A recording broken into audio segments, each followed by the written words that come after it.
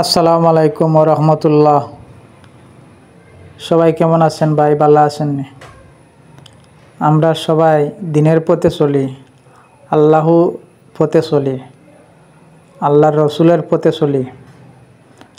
আমরা সবাই একসাথে মিলেমিশে কাজ করি। কাজের মধ্যে থাকা সত্ত্বে আমরা নামাজ পড়ি, নামাজ আদায় করি এবং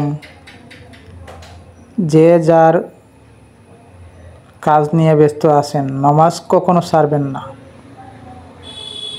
কিয়ামতের মাঠে সবার আগে আল্লাহ সুবহানাহু ওয়া তাআলা নামাজের হিসাব নেবেন। এই হিসাব দিতে যেন আমরা সবসময় প্রস্তুত থাকি।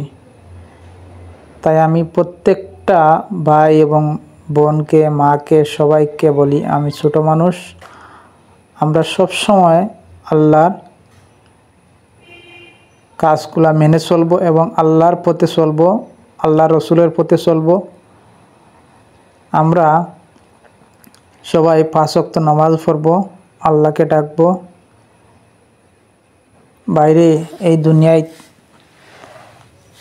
আমরা কিছু নিয়ে যাব না, 3.5 হাত মাটি আমরা নিয়ে যাব, কিন্তু এই মাটিগুলা আমরা যখন কবরে আমাদেরকে শুয়ে রাখবেন, তখন এই মাটিটা আমাদেরকে যে চাপ দিবে, এই চাপ থেকে বাঁচার জন্য আমরা আমল করি, আল্লাহ সুবহানাহু ওয়া তাআলার পথে আমল করি।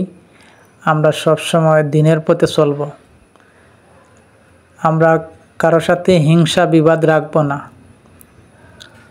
কারো মানুষের টগিয়ে খাব না, মানুষের কখনো ক্ষতি করব না। সবার উপরে আমরা মানুষ, আমরা সবসময় মানুষের ভালো চাই, খারাপ জিনিস আমরা চিন্তা ধারণা করব না। আমি ছোট মানুষ, আমি সবসময় চেষ্টা করি আল্লাহর রাস্তায় চলার পথে যাতে আমার কোনো বাধা না হয়। আমি সবসময় আল্লাহর নাম নিয়ে ঘর থেকে বার হই, কারণ পৃথিবীর বুকে আল্লাহ সুবহানাহু ওয়া তাআলার উপরে আর কেউ নাই ভাই। তিনি চাইলে অনেক কিছু করতে পারেন, তিনি দয়ালু। তিনি আমাদের এই দুনিয়াতে পাঠাইছেন আল্লাহর পথে চলার জন্য এবং রসুলের পথে চলার জন্য। রসুলের হাদিস অনুযায়ী আমরা মেনে চলব। সবসময় আমরা 5 ওয়াক্ত নামাজ পড়ব, 5 ওয়াক্ত নামাজ পড়ব, আল্লাহকে ডাকব, দুরূদ শরীফ পড়ব।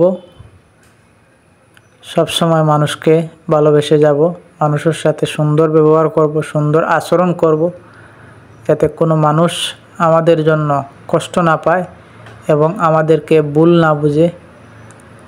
আমরা যে যার মতো পারি, আমরা কাজের মধ্যে থাকা সত্ত্বেও নামাজটুকু আদায় করবেন ভাই। এই ছিল আমাদের আজকের ভিডিও। যদি ভালো লাগে